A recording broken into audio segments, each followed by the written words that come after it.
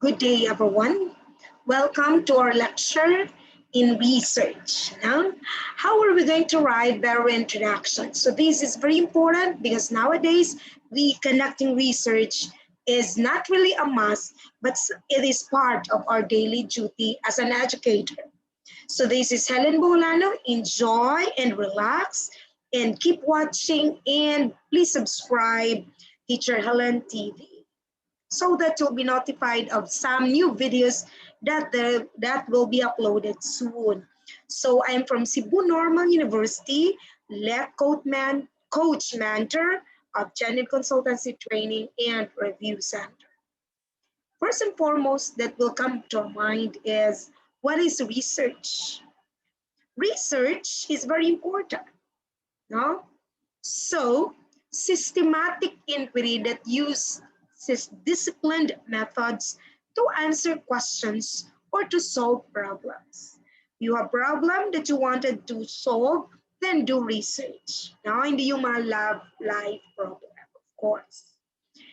But of course, you can also do research on what are the best thing to do if you have problems related to your love life. No?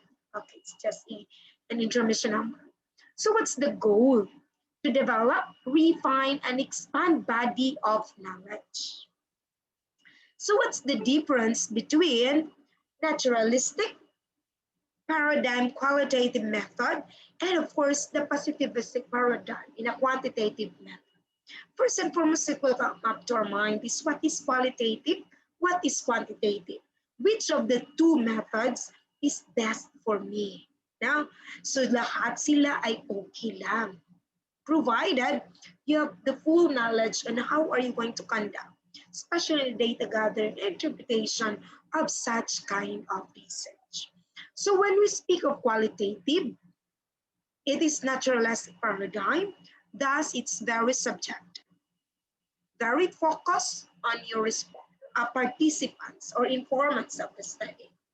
When we speak of quantitative method, then it's subjective.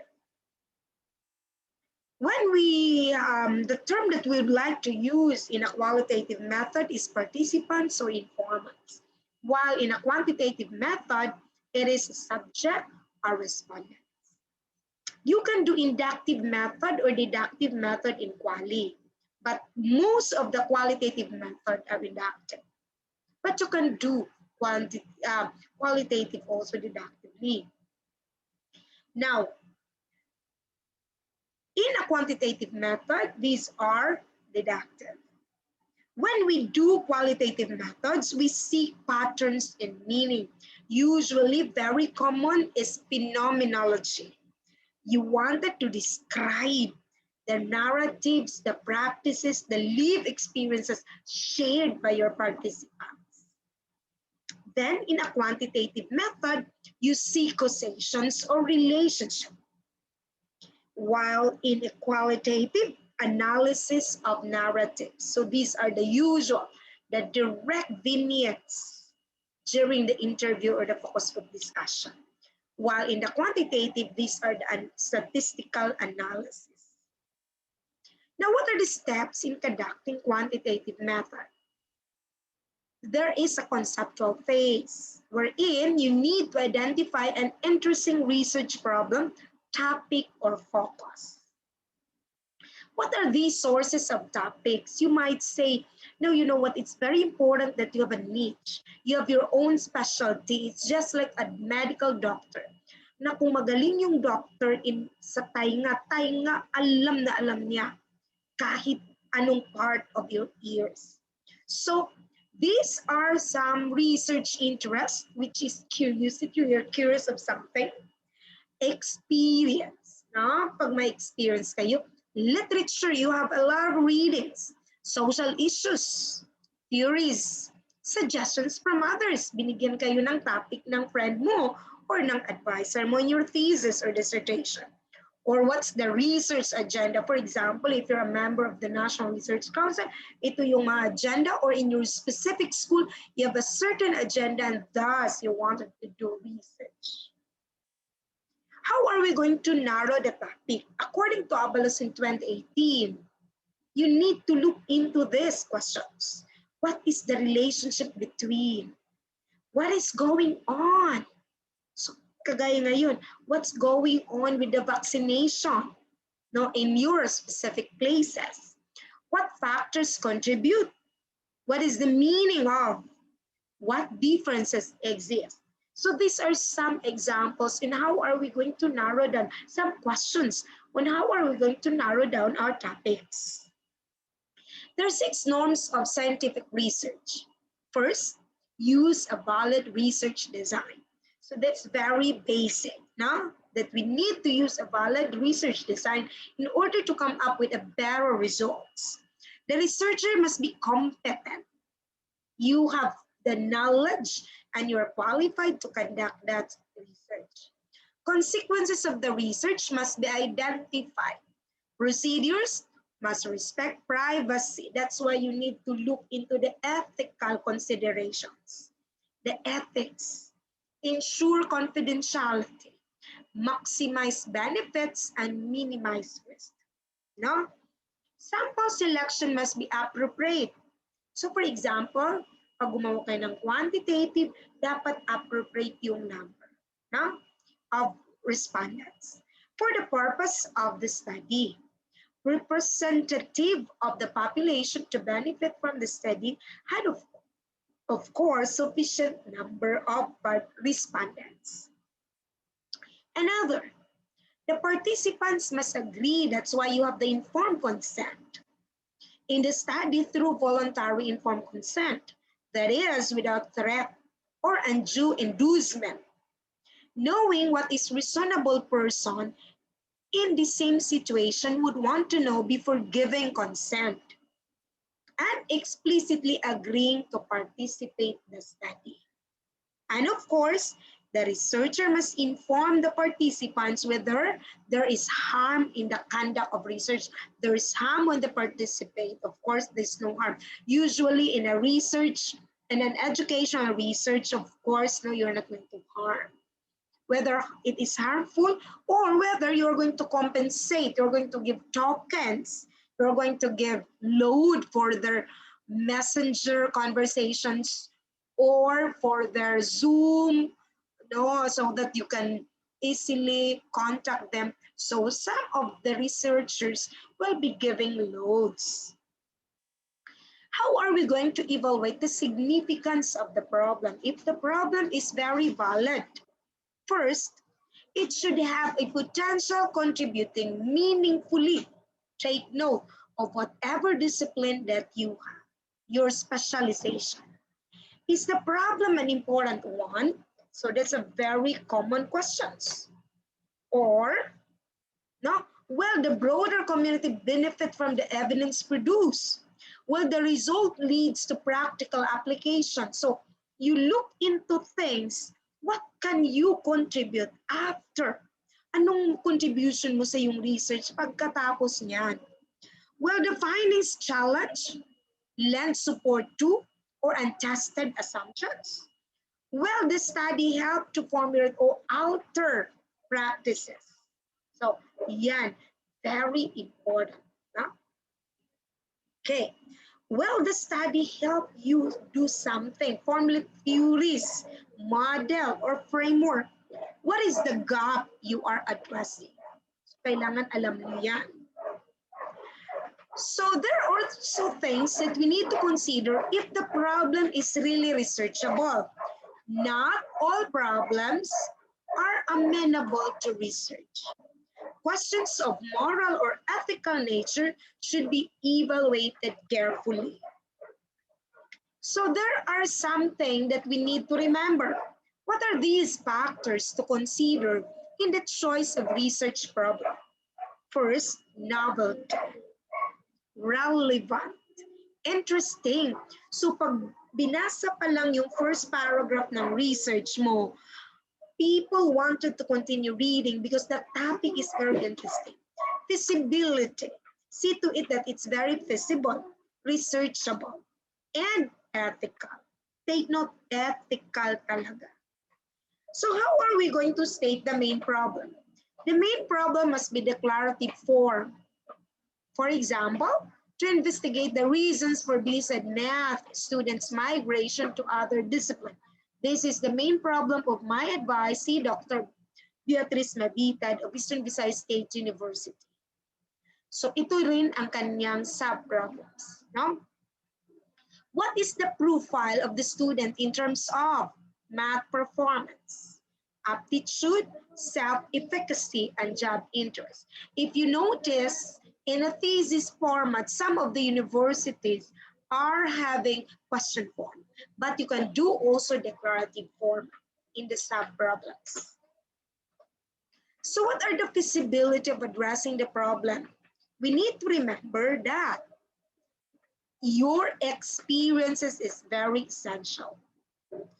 Then, the literature cost, the transportation, the participants cost, because sometimes if the participants need, no, kailangan talagang they will be spending by themselves. That's why, tapos wala sila magawa kasi estudyante nyo sila. So you have to take down notes of it. Facilities, equipment, and other costs, technical, space, your research assistants. So these are very essential. Cooperation of others, no? Availability of study participants, and of course the time and timing. No? Kailan kayo, like for example, now we have a collaborative research with other university. We need to agree on the time that we need to gather the data, especially if we need to have the focus group discussion. So the time and timing is essential, and of course, ethical considerations. So in Cebu Normal University, this is the content. So this is the outline of the research. Chapter 1, it's the problem and its setting, which has introduction, the theoretical conceptual background, statement of the problem, or if you want it to be objective format, it could be objectives or purpose of the study. And hypothesis is optional, then significance and definition of terms. Now take note, each university has its own format. Now, but when you convert your thesis into publishable, that's also a different thing. Take note of your 100 pages, be converted into 10 to 15 pages. No? So it's amazing to do research. Then chapter 2 is the review of literature. Of course, lahat related. Di pwedeng related, no? So some journal use the term literature cited. And chapter 3 is the methodology. This includes the design, the respondents, the instrument, the environment, the data collection procedure, data analysis plan, no, yung una ginagamit natin, ito is statistical treatment. And the last is ethical considerations. And chapter 4 is the presentation and discussion. This is now presenting the results and discussion. Some universities only 4 chapters, so depende yun sa school.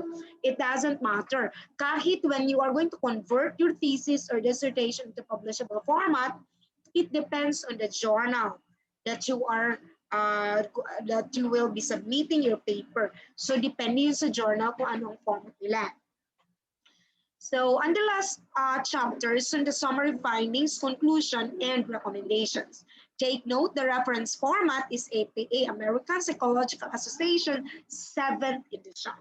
Some appendices includes letters to your principal, to the heads, etc. Informed consent, if the consent needs to be translated in our dialect, that you have also the English version and the translated version. The research instrument, and other appendices. And of course, the CV. Who are you doing it? How are we going to write a good introduction? This is the background of the study. So this state the reasons why the research problem was chosen. It's very essential. Usually we start it with international issue, national and local issue. State the gap. Bakit gusto mong mag-research? Ano ba talaga, ate? Yeah? The relevance of the study has to be described. Of course, the local scenario. No, sino ka na magre-research niyan? For example, I'm working in Cebu Normal, tapos magre-research ako doon sa iba. I have to be qualified and I have the reason why, unless it's a commissioned research. Now, In writing an introduction, we need to start an international scenario like what I have mentioned a while ago, national then local. Tell the reader simply and clearly what the subject is all about. Tell the reader why the subject is important. And of course, tell the reader ought to know that the work is based on serious research. This establishes the author's credibility. Now, it's very, very important that you know what you're doing.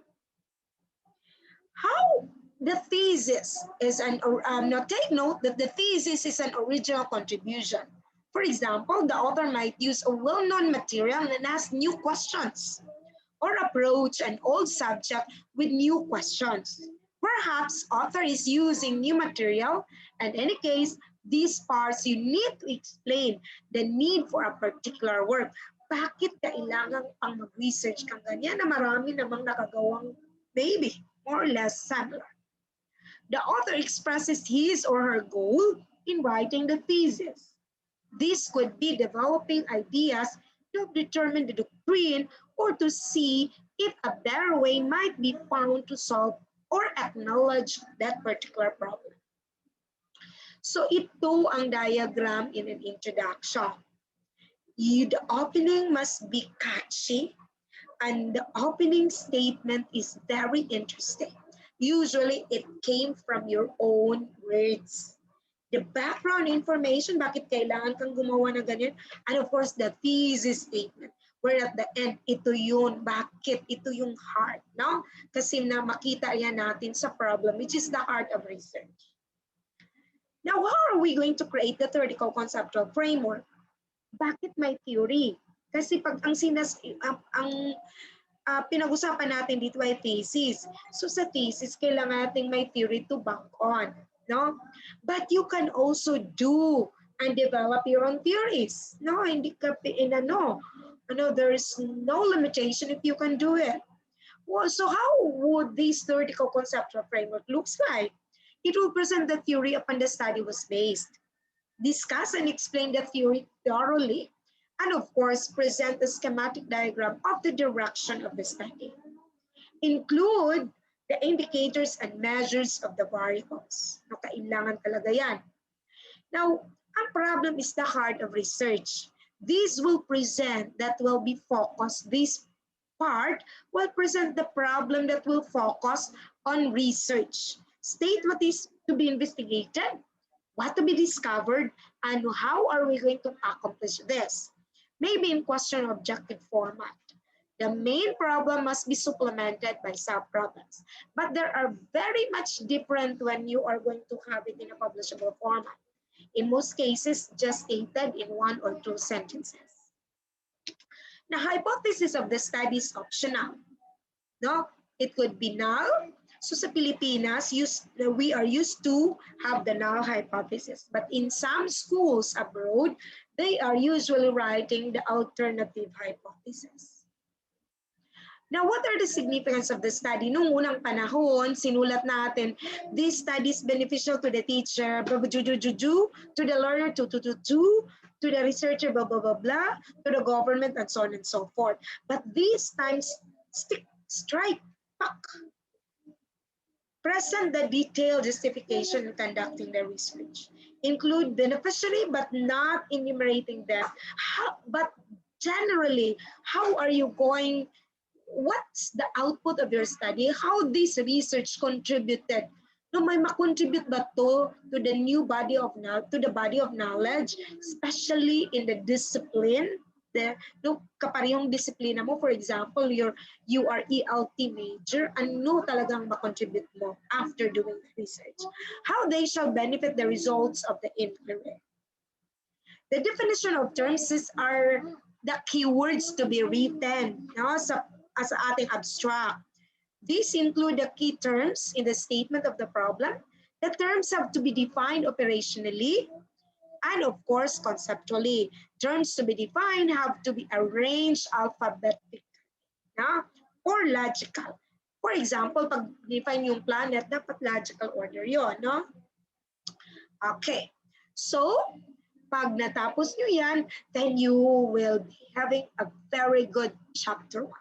writing a very good introduction, including the problem, the theoretical conceptual background of your study, the significance of the study, and of course, no, and of course, your definition of terms.